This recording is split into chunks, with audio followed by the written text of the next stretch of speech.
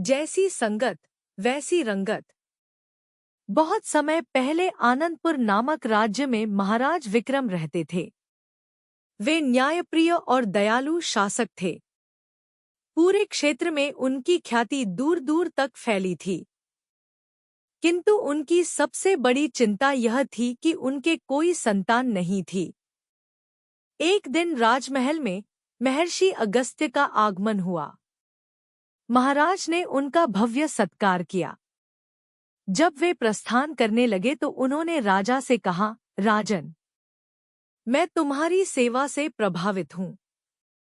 मांगो जो मांगना है। विक्रम ने उत्तराधिकारी के रूप में एक पुत्र की कामना की। महर्षि ने तथास्तु कहकर आशीर्वाद दिया। कुछ समय बाद महाराज को पुत्र रत्न की प्राप्ति हुई। राज्य में उल्लास का वातावरण छा गया। समय बीतने के साथ राजकुमार बड़ा हुआ। एक दिन वह अपने मित्रों संग शिकार को जंगल गया।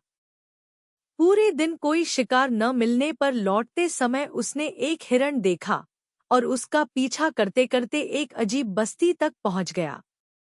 वहां एक तोता पिंजरे में कैद था।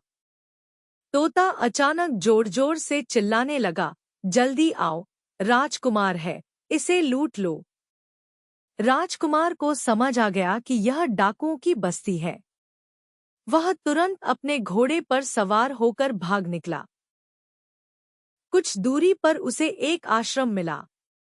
वहां भी एक तोता पिंजरे में बैठा था, लेकिन वह मीठे स्वर में बोला, स्वागत है राजकुमार, कृपया ठहरें। आश्रम से मुनिवर बाहर आए और राजकुमार को सुरक्षित ठहराया। आश्चर्यचकित अर्जुन ने पूछा, दोनों तोते एक ही प्रजाति के हैं, फिर उनके व्यवहार में इतना अंतर क्यों?